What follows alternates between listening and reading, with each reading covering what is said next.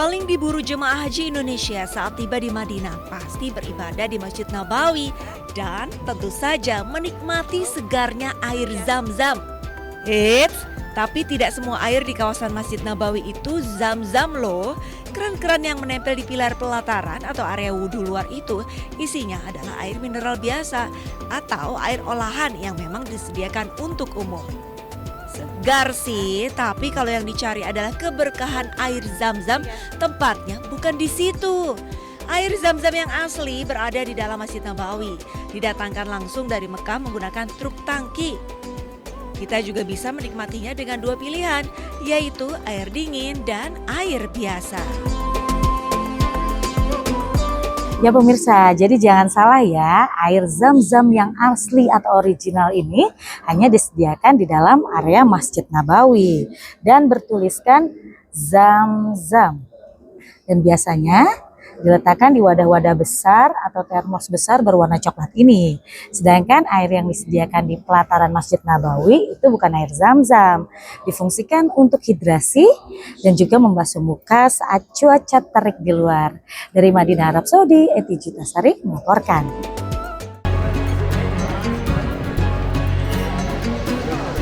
Jemaah haji tertua dari Indonesia, Marjono, yang berusia 103 tahun tiba di Bandara Internasional Amir Muhammad bin Abdul Aziz, Madinah pada Minggu sore waktu Arab Saudi. Mbah Marjono berasal dari daerah Karanganom, Siti Mulyo, Bantul. Dia tergabung dalam kloter 9 embarkasi Yogyakarta. Kedatangan Mbah Marjono disambut langsung oleh petugas haji daerah kerja bandara. Meski berumur lebih dari 1 abad, namun kondisi fisiknya cukup stabil. Mbah Mardiono menggunakan alat bantu dengar serta memerlukan suara lantang saat berkomunikasi. Mbak Bani apa Pak dengan pengen haji? Pengennya ibadah. Oh ibadah, Masya Allah. Jadi apa Mbak Bani? Pengen nonton doa apa niki ibadah haji? Iya. Doanya apa Mbak doanya? Ya. Doanya dengan apa niki? Haji doanya apa? Tak niki dah. Nggih, pengen apa? Mboten pengen apa-apa. Pengen ngrumi ibadah. Oh iya. Mbah Marjono harus dibopong ketika turun dan naik kursi roda. Sejumlah petugas pun sigap membantu Mbah Marjono dalam melaksanakan rangkaian ibadah haji tahun ini. Dari Madinah, Arab Saudi, Eti Jutasari, iNews melaporkan.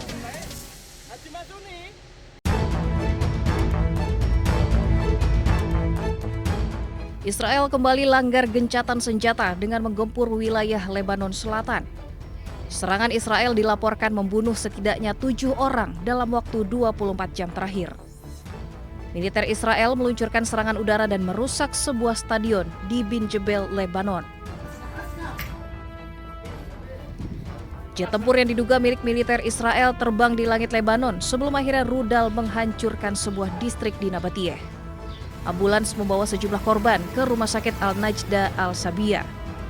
Kantor Berita Nasional Lebanon melaporkan peringatan evakuasi yang diberikan Israel tak memberikan waktu kepada warga sipil untuk evakuasi. Zionis Israel terus melancarkan serangan udara ke 50 lokasi di Lebanon Selatan. Serangan udara Israel diklaim menargetkan infrastruktur yang diduga milik Hizbullah.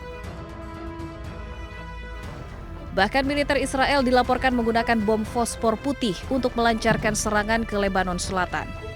Bom fosfor terbuat dari senyawa kimia yang dampaknya bisa menyebabkan luka bakar terhadap korbannya. Padahal penggunaan bom fosfor telah dikecam luas oleh komunitas internasional.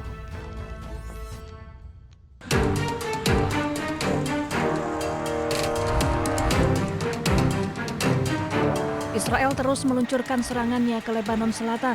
Kali ini Israel mengklaim menyasar fasilitas militer milik Hizbullah. Serangan tak hanya melalui udara tetapi juga jalur darat. Tentara IDF merangsek masuk ke permukiman warga di Lebanon Selatan. Tank milik Israel pun menghancurkan benteng-benteng yang diduga milik Hizbullah. Militer Israel mengklaim telah menghancurkan lebih dari 100 fasilitas militer milik Hizbullah. Beberapa di antaranya adalah terowongan sepanjang 80 meter yang diduga digunakan Hizbullah. Pemerintah Lebanon sendiri telah meminta warga Lebanon Selatan untuk meninggalkan rumah mereka dan pindah sekitar 1 km dari Lebanon Selatan. Sementara itu, Israel berencana untuk menduduki zona penyangga seluas 10 km di sepanjang perbatasan.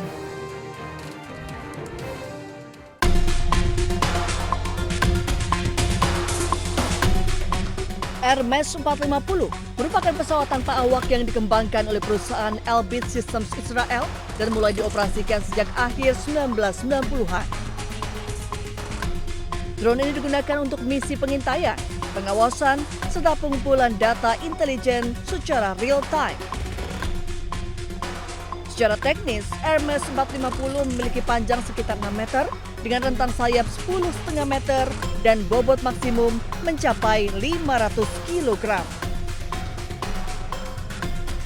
Drone ini mampu terbang hingga ketinggian lebih dari 5.000 meter dengan kecepatan maksimum sekitar 170 km per jam serta daya tahan terbang hingga 20 jam.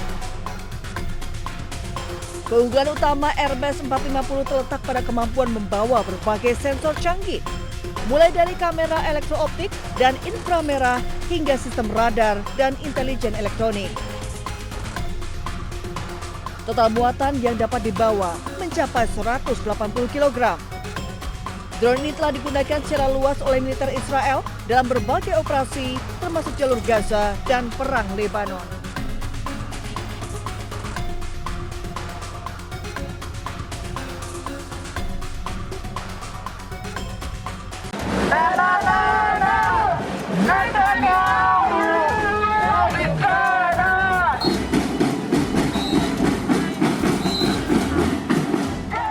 Ratusan demonstran berkumpul di Habima Square, Tel Aviv menggelar aksi menentang pemerintahan Perdana Menteri Israel Benjamin Netanyahu.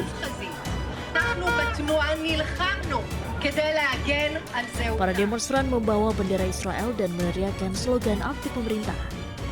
Massa menuntut penghentian operasi militer di kawasan Timur Tengah.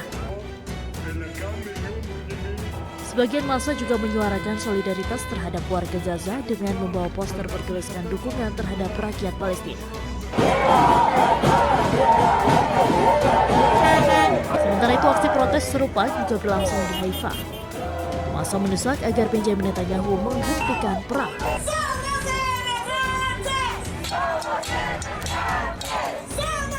Gelombang protes juga terjadi di Washington DC, Amerika Serikat, bertepatan dengan momen May Day. Para demonstran turun ke jalan memprotes kebijakan pemerintah Amerika Serikat, termasuk keterlibatan Amerika Serikat dalam konflik dengan Iran. Massa membawa berbagai spanduk tuntutan penghentian perang serta menyerukan diakhirinya eskalasi konflik di Timur Tengah. Aksi protes ini mencerminkan meningkatnya tekanan publik global untuk segera menghentikan perang dan membuka jalur diplomasi.